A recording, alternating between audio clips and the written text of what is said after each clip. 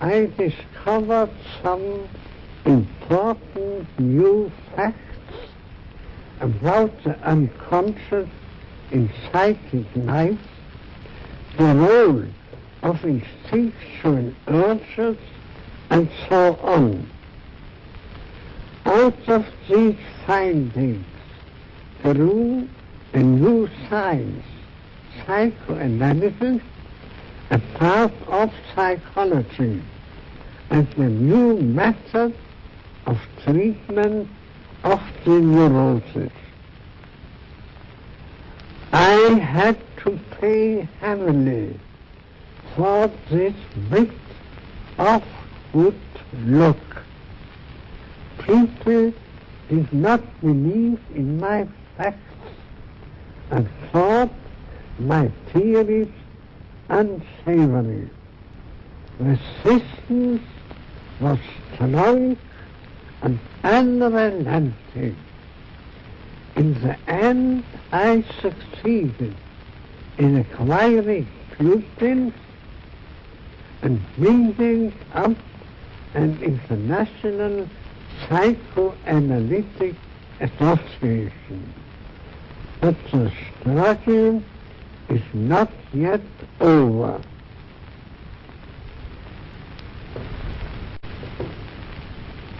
My name is Sigmund Freud.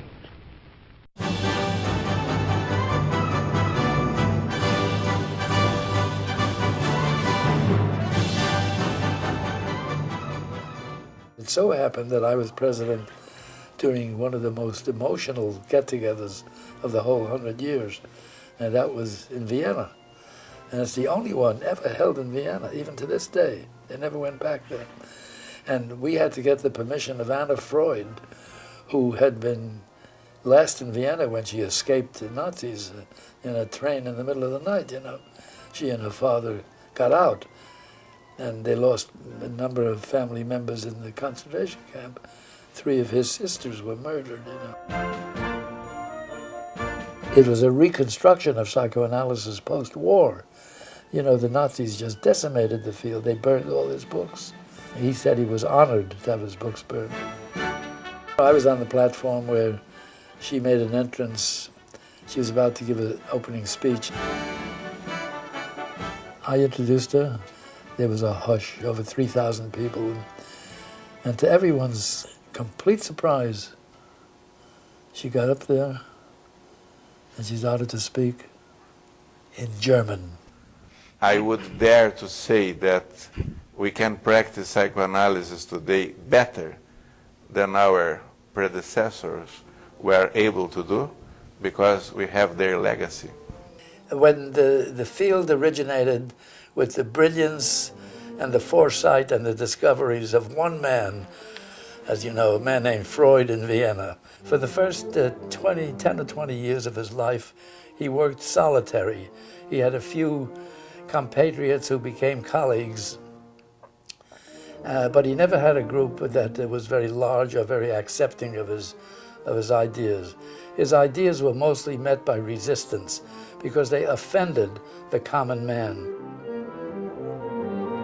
After about 20 years, where he first studied dreams and then symptoms, and his ideas began to gel and to take seed in people over a wide area, it was suggested to him by one of his colleagues, actually named Sándor Ferenczi, a man in Budapest, Hungary, that he start an international organization to further the promulgation of the science and to get colleagues and students and fellow practitioners in larger, over a wider area.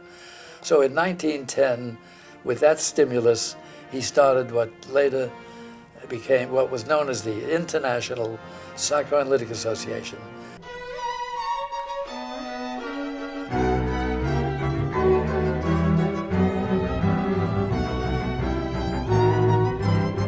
I don't see how psychoanalysis could have come forward and developed into a worldwide profession and science without this one organization that holds most psychoanalysts together. I think that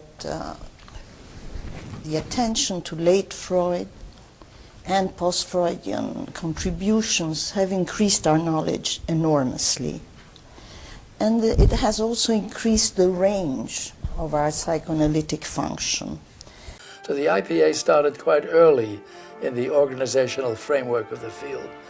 And it started in order to achieve a feeling of solidarity and unanimity and common thinking and exchange of ideas and a broadening of the science and discussions among them to expose problems and work together towards solving them.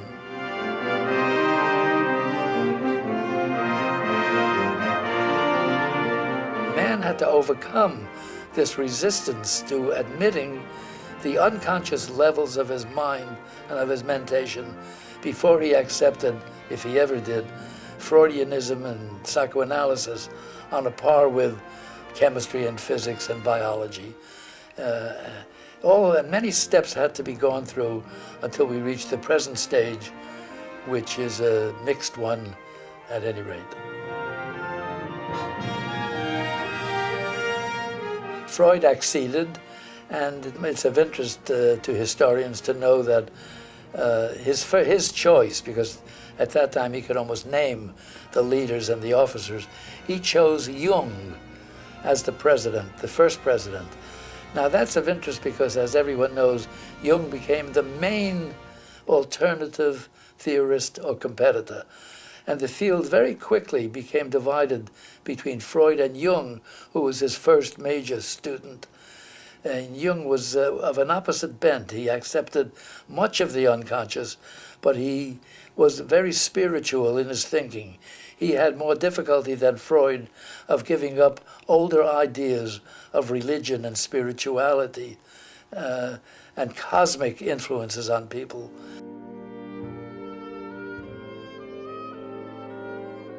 Now, as you can imagine, the first meetings in Nuremberg and there was one in Oxford, England after a while, in Munich, in different places throughout the world, had small assemblages of the analysts of the time. Perhaps there was 50 or 100 at the first few. The revolution that Freudian ideas brought to the intellectual world over a century ago is immutable and indelible.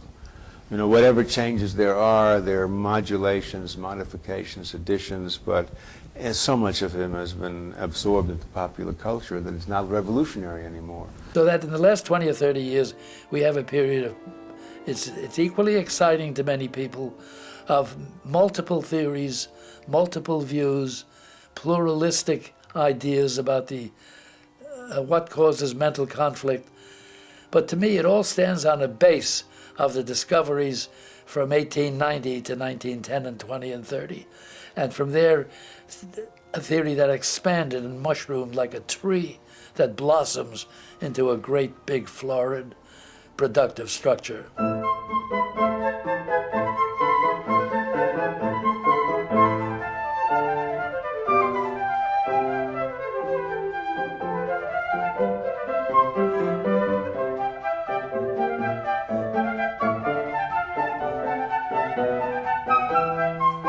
There will be more because it's opening up its doors to larger segments of analysts every so often, and it will probably expand, even though there's increasing conflict, a lot of dissension, a lot of competitive theories, lots of debate and discussion.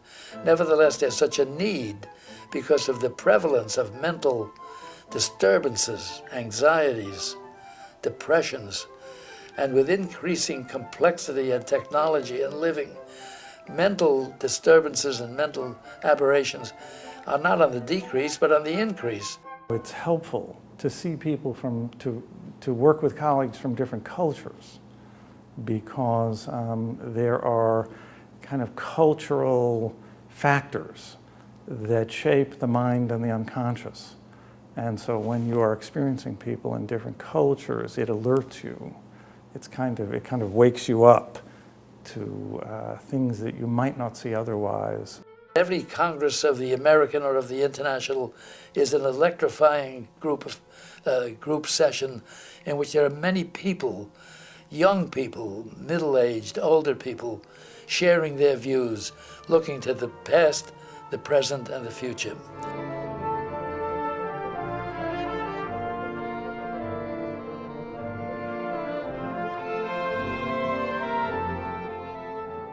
I think that psychoanalysis is, on the other hand, always in crisis, as any kind of knowledge that renews itself, that reviews its concepts, that learns more from clinical experience. Testing ideas through clinical observation, that we have reached a point where empirical research is deemed to be non-clinical research.